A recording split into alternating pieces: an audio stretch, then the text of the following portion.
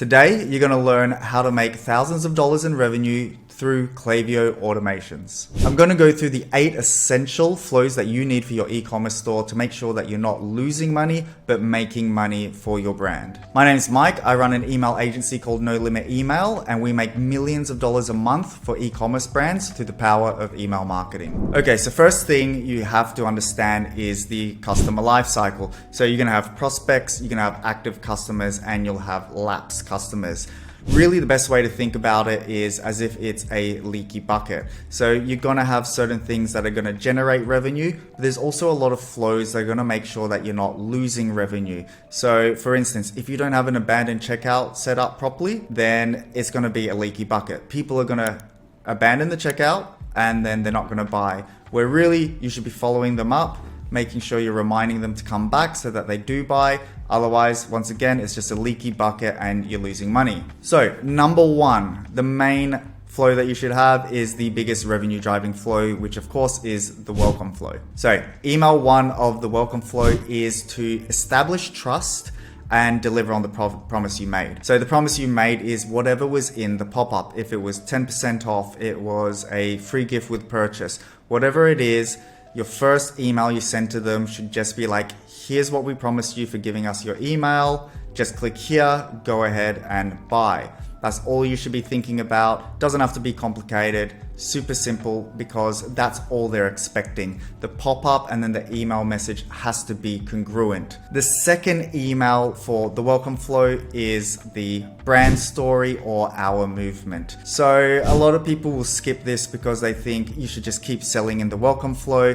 But really, anyone who signs up to the welcome flow, they're already quite high intent and they're going to buy anyway. So you might as well share them a little bit about the behind the scenes of who's running the company and what we're about, and this is our mission and this is our movement. People want to feel like they're a part of something beyond just a logo and a brand name and a product. They want to feel like they're participating in some type of movement and that they agree with what you're doing. So just have a little bit of that in there, and then also conclude it with, don't forget your offer from the pop-up. You can go buy here. All right, so the third email in the welcome flow is typically we like to use some form of social proof. So if somebody hasn't bought from the first or second email, then we have to start thinking, okay, maybe they have some sort of objection, maybe there's something wrong. Typically we say, all right, it may be that they don't trust the product, or they don't trust the brand or the store.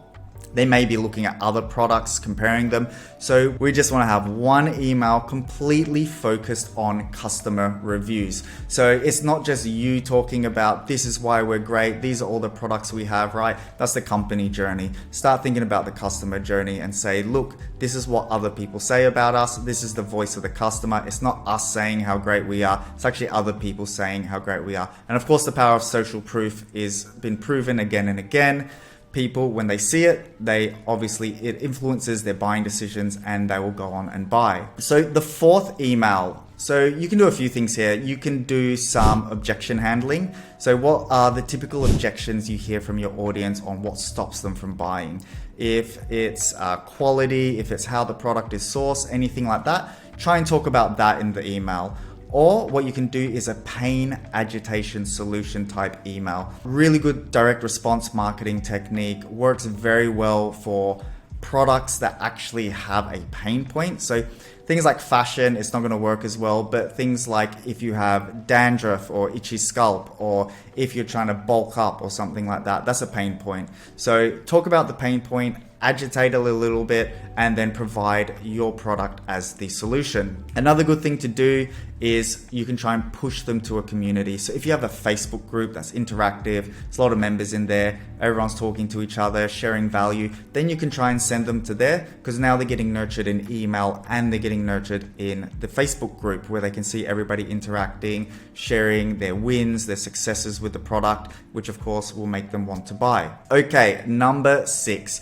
So a lot of welcome flows will typically stop there, but something really good to try is actually do a text-based conversational email. So what is this? Someone signs up for the welcome flow and they're getting hit by design email, design email, design email, all these nice fancy looking designed emails. So we want to try and do a little bit of a pattern interrupt. And what you do is you do a text-based only email has like a little profile pic at the bottom and a signature, as if somebody from the company was like went into their Gmail and actually sent you a personal email.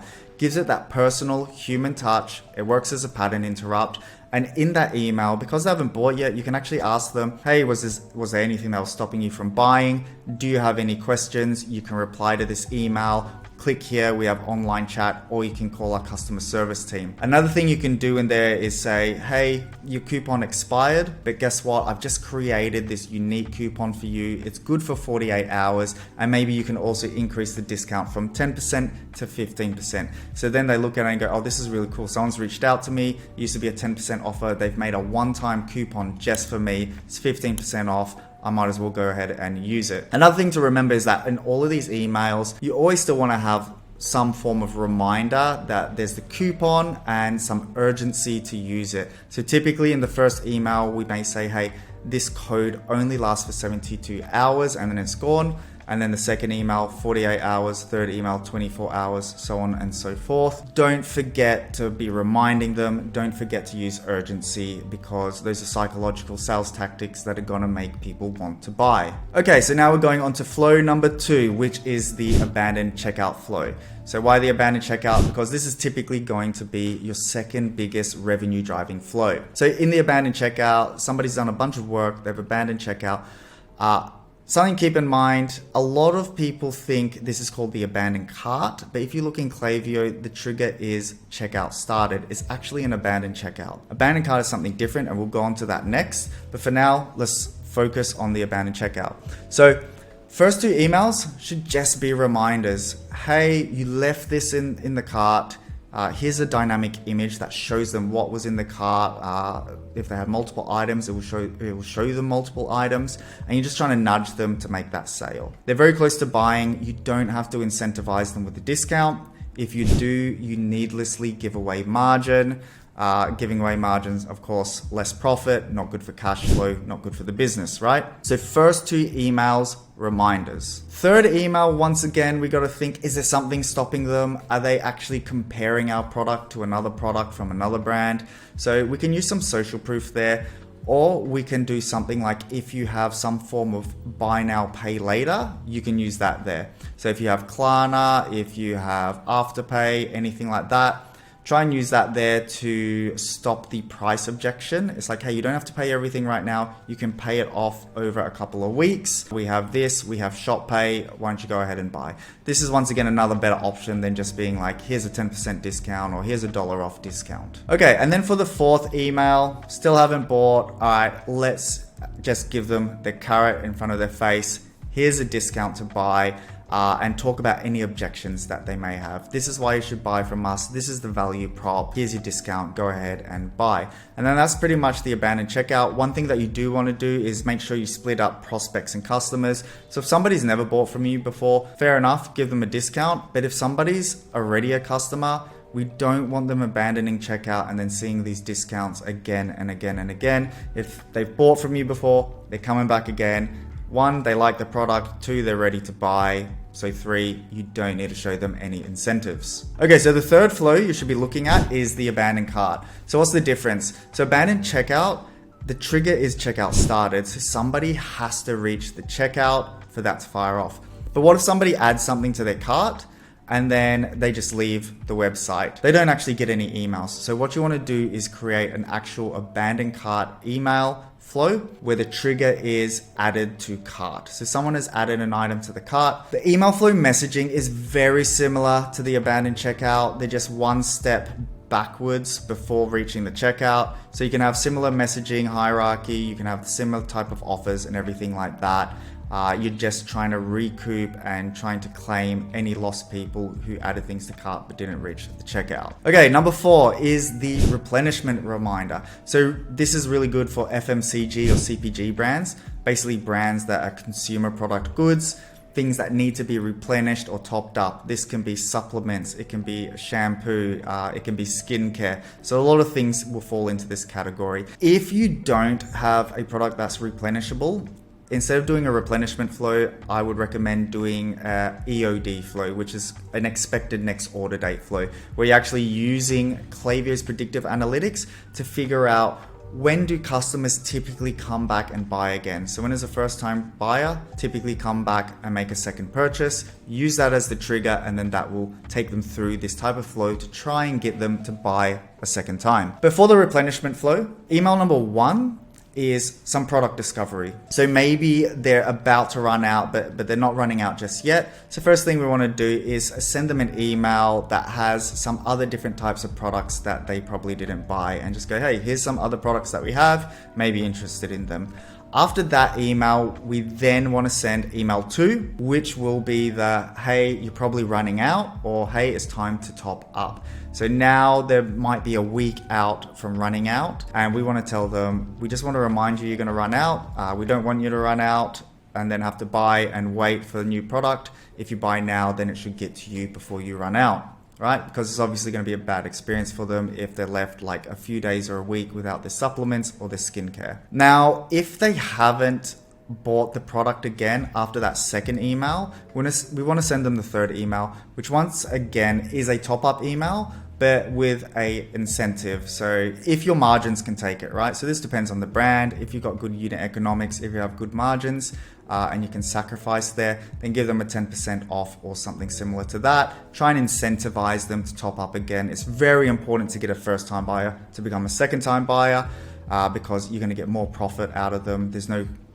cost to acquire the customer because you've already acquired them. So try and get them over the line with an incentive. Okay, so email 4 in the replenishment flow is a bundle email. So try and bundle some products together, or give them tiered discounting. If they buy bundled products, the more bigger the pack, then the more discount you get. So a few advantages of this: it looks like a really good deal, it's high AOV, and typically it should be good margins for you also. Number 5 in the replenishment flow, let's say they still haven't bought, they've only bought once, they haven't topped up, they didn't buy any other products. We want to try and get them on a downsell. So maybe a lot of things we've been showing them, they're just like, you know, it's too much money, I'm not ready to spend again with this brand. So let's show them a product, or maybe I say max 3 products.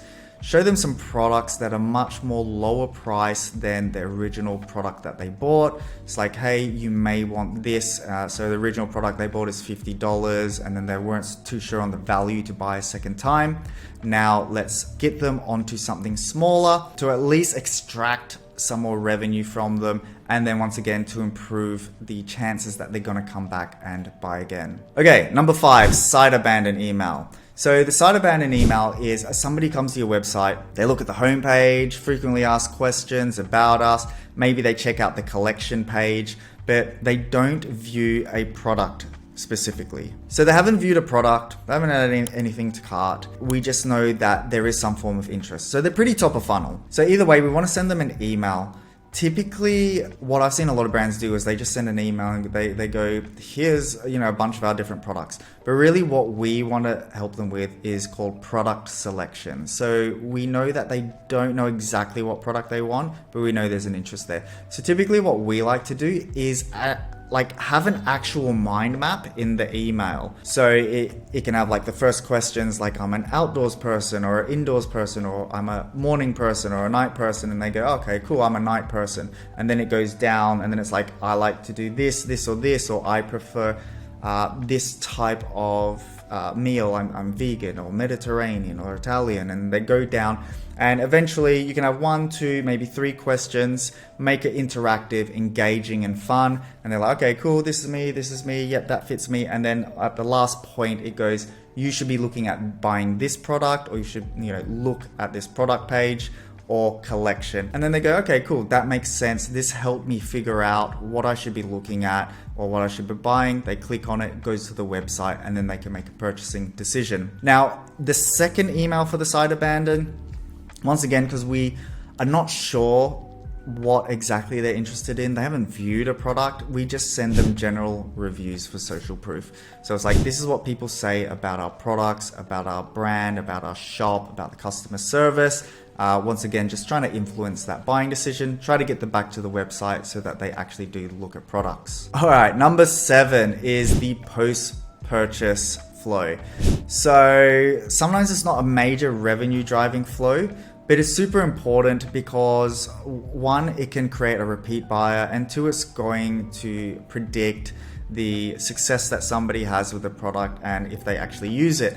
And with those two things combined, that's going to make somebody come back and buy from you again and again and again. So the first thing we recommend is an immediate upsell. You can do this 3 ways. So the first way is to show them product. Once again, maximum 1 to 3 products. We want to show them best-selling products, a product that is lower priced, and a product that has very high margins for your brand. So we send them an email as soon as they purchase. Maybe they did want something else, but they didn't make that buying decision. And we go, hey, in the next hour, if you buy one of these 3 products, you will get X percentage off. And it should be a pretty good incentive. We're just trying to extract a little bit more margin out of that person, especially once they're in that sort of buying mode. They've just bought something, they're excited, they're like, cool, this is great, I'm very engaged, I'm very excited. Dopamine's going, and then you present them with a nice little offer after that, and they go, okay, why not? I've already just spent $500. What's another $50 gonna matter? And they go and check out. And then there you go, you've increased average order value, you've increased the revenue for that customer that you've gained. The other thing that you can do is some brands, they don't want to do a discount or anything. So in this case, you just show them complimentary products. So if they buy the cleanser, then you go, hey, thanks for buying the cleanser. Did you know that these 3 products actually go really well with the cleanser? And these are the reasons why. So you bought the cleanser, but guess what? You should really have this to make sure your skin is prepped for it, and this for after you use the cleanser to make sure it's moisturized. You need this to really fulfill the whole routine, regime, whatever it is, to make sure you have lovely glowing skin. And with that, you don't need discounts. You just show complimentary products, tell them why they're complimentary, and how they can improve their lives. The third thing you could do with an immediate upsell is faster, easier, and better results. Everybody wants things faster, they want things to be easier, and they always want the results to be better. So in this case, you can do all sorts of different things. Just brainstorm. There's so many things you can come up with. But for example, for a supplement brand or even a food prep brand that we're working with recently, what we're doing is we're saying, hey, you've bought the meal prep or you bought the supplements. Did you know that we offer a meal plan? We offer a coaching plan, a training plan, things like this. So things that don't have a cost of goods. Things that you don't have to ship, right? So there's really good margins on them, and they're very well priced. And of course, people are going to want them because they're like, okay, well, that's actually going to get me to my results faster. It's not just about having the supplements or having the right food. I need a guide to get me there. I need a routine to get me to where I want to be, to have the body that I want. Same thing with skincare. You can do a skincare boot camp. It will show you what you should be using, how to avoid wrinkles, staying out of the sun, how to completely prep yourself in the morning and at the night, and then you can on-sell that as an immediate upsell. Number 2, buyer's remorse. Super easy. Somebody spends money with you, they spend $500 on clothing or shoes. The next thing they do is that they feel like, shit, why did I spend so much money on that? My pay slip's gone, I don't even have money to eat. Was this the right decision? You don't want them thinking that when they receive the product. So you want to defeat buyer's remorse. You want to remove buyer's remorse.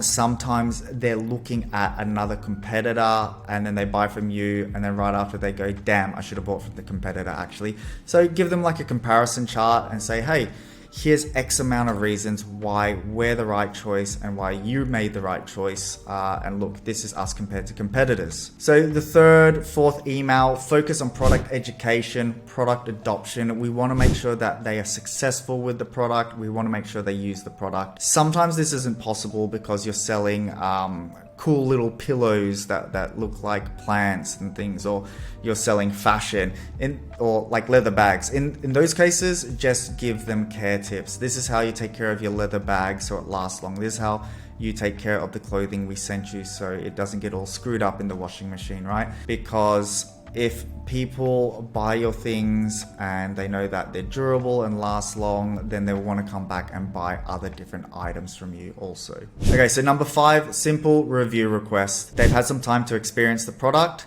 Send them an email saying, hey, hope you enjoyed the product. Would really love a review from you.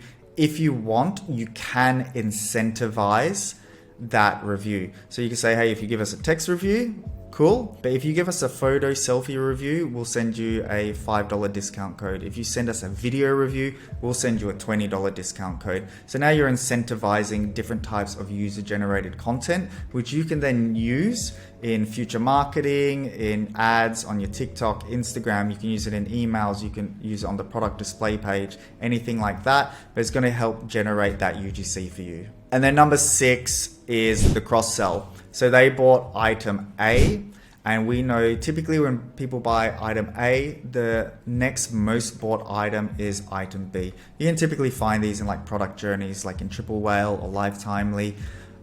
So then you're cross-selling other items and not the one that they just bought, because that will be taken care of in the replenishment flow.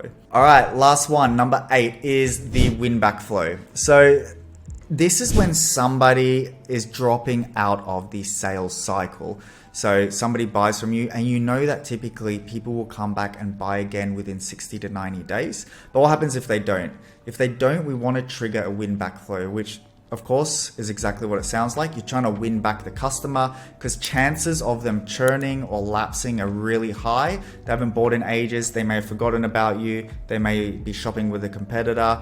So we want to win them back. There's a few ways you can do this. I think one of the best ways to do it is email 1 is actually go in with a conversational approach and go, hey, why haven't you bought recently? Did we do something wrong? Tell us why we suck. What's going on. At least then you can collect some feedback on why people aren't coming back and buying from you. If you can get that data, then you can start fixing that issue so more people do come back and buy from you. But beyond that, after that, like email 2, what we want to do is we want to start the discount ladder. And what a discount ladder is, it means the further somebody is away from the possibility of them buying from you, the higher the incentive you want to give them.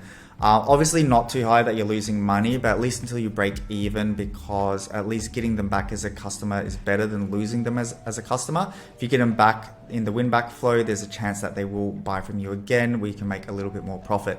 So the second email is just like, hey, here's 10% off. It's only going to last for like 48 hours. Email after that, hey, it's 24 hours for this 20% off. Email after that, hey, we've raised it to 15%. And then you can keep going. You can raise it to 20%, up to 30% if your margins can support that. And that is how you win back that customer. So the longer it takes them to buy, the higher the incentive, because we know the chances of them coming back to buy are decreasing every like 15 days. So there you have it. That is the 8 essential flows you need to make to at least create the most amount of revenue and fix up that leaky bucket for your Klaviyo account. But if you want to learn how to send campaigns that generate revenue, how to map out a campaign calendar, then just watch the video to my right.